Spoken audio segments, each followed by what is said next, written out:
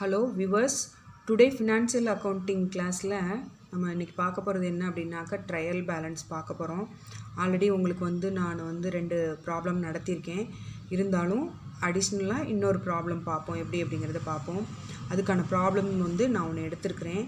அது என்ன அப்படின்னாக்கா prepare trial balance from the following balance of mister Raghavan. Year என்னென்னு பார்த்தீங்கன்னா 31/12/2008. சரிங்களா? இங்கே நமக்கு நான் ஆல்ரெடி ட்ரையல் பேலன்ஸ் அப்படின்னா என்ன சொல்லியிருக்கேன் அப்படின்னா லிஸ்ட் ஆஃப் லெட்ஜர்ஸ் அக்கௌண்ட், அதில் வரக்கூடிய பேலன்ஸஸை தான் நம்ம என்ன பண்ண போகிறோம், எடுத்துகிட்டு ட்ரையல் பேலன்ஸை சால்வ் பண்ண போகிறோம்.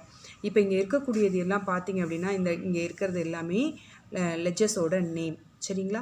அந்த லெட்ஜர்ஸ்க்கான ரிலேட்டட் பேலன்சஸ் தான் இது. அப்போது ledgers, list of ledgers name நமக்கு இருக்குது, ரிலேட்டட் பேலன்சஸ் இருக்குது.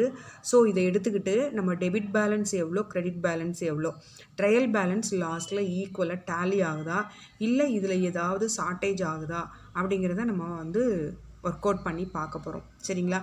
ஏற்கனவே நான் உங்களுக்கு ஒரு ஸ்பெசிமென் ஃபார்மேட் ஃபஸ்ட்டு கிளாஸில் ட்ரையல் பேலன்ஸோட ஃபஸ்ட்டு ப்ராப்ளம் நான் நடத்தும்போது உங்களுக்கு ஒரு ஃபார்மேட் கொடுத்துருப்பேன்.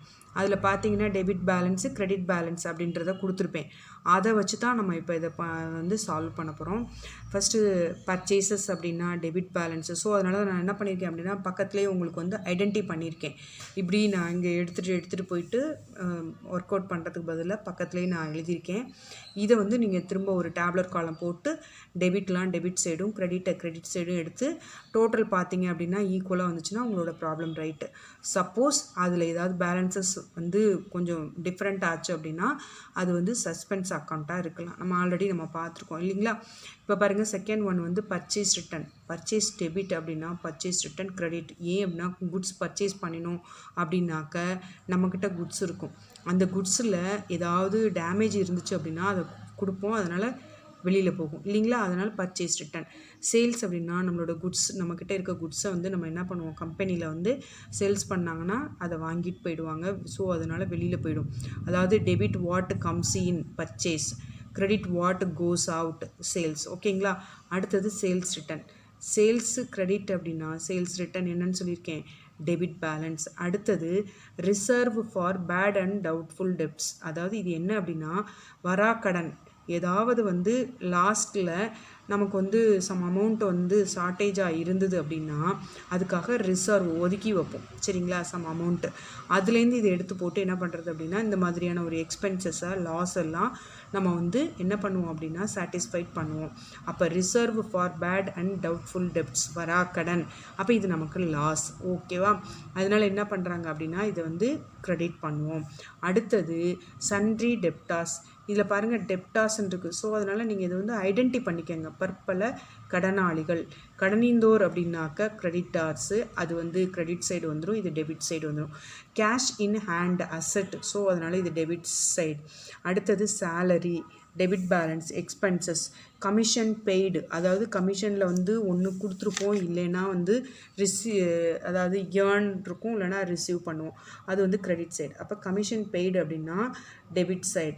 பேட் டெப்ட்ஸ், வராக்கடன். சரிங்களா? எக்ஸ்பென்சஸ். ஸோ அதனால் இது debit side. Discount earned, some discount நமக்கு லாபமாக இருந்திருக்கு, அதனால் இது கிரெடிட் சைடு. ஜென்ரல் எக்ஸ்பென்சஸ், ஏதாவது ஸ்டேஷ்னரி வாங்கியிருப்போம், பென், பென்சில், வேஜஸ் கொடுத்துருப்போம், வாட்டர், பவர், கோல், இந்த மாதிரியான எக்ஸ்பென்சஸ்லாம் ஜென்ரல் எக்ஸ்பென்சஸ்ன்னு சொல்லுவோம்.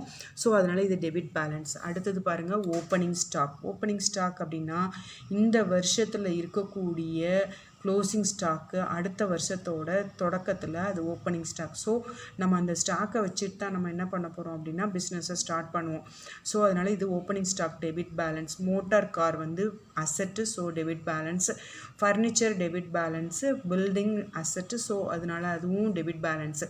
கேபிட்டல் அப்படிங்கிறது இந்த கம்பெனியோட ஓனரோட இன்வெஸ்ட்மெண்ட். ஸோ அதனால் இது credit balance. Machinery asset, debit balance. Cash at bank, debit balance. ரெண்ட்டுங்கிறது எக்ஸ்பென்சஸ், ஸோ டெபிட் பேலன்ஸு. அடுத்தது ரேட்ஸ் அண்ட் டேக்ஸஸ், இதெல்லாம் நம்ம தான் பெய்ட் பண்ணணும், ஸோ எக்ஸ்பென்சஸ். இன்சூரன்ஸு நம்ம தான் பெய்ட் பண்ணணும், expenses, debit balance. Discount allowed, சில குட்ஸ்க்கெலாம் பார்த்தீங்கன்னா டிஸ்கவுண்ட் அலோவ் பண்ணியிருப்பாங்க, அது டெபிட் பேலன்ஸு.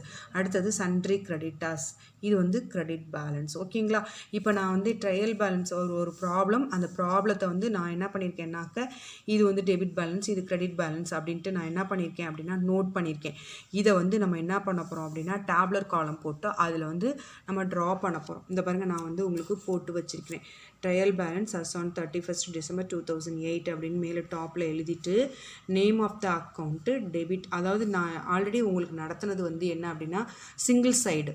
இப்போ வந்து டபுள் சைடு ட்ரையல் பேலன்ஸ் நான் போட்டிருக்கேன், பார்த்துக்கோங்க. இதில் வந்து டெபிட் சைடு வந்து இது ஒரு காலமாகவும், name of the account credit side இது ஒரு காலமாகவும் நான் டபுள் சைடு பிரிச்சிருக்கிறேன். பிரித்ததை அப்படியே நான் டெபிட்னு போட்டது எல்லாத்தையும் இந்த சைடு டெபிட் சைடு எடுத்து எழுதியிருக்கிறேன். கிரெடிட் அப்படிங்கிறத கிரெடிட் சைடு போட்டிருக்கேன். லாஸ்ட்டில் பார்த்தீங்கன்னா உங்களுக்கு டோட்டல் வந்து ஈக்குவலாக வந்துச்சு அப்படின்னா இந்த ட்ரையல் பேலன்ஸ் இஸ் ரைட். ஓகேங்களா? அவ்வளோதான், இந்த ப்ராப்ளம் வந்து சால்வ்டு. இது வந்து ட்ரையல் பேலன்ஸில் இன்னொரு எக்ஸாம்பிள் சம், அடிஷ்னல் சம் பார்த்துருக்கோம். நெக்ஸ்ட் கிளாஸில் நம்ம பார்க்க போகிறது என்ன அப்படின்னாக்க ரெக்டிஃபிகேஷன் ஆஃப் எரர். ஓகேங்களா?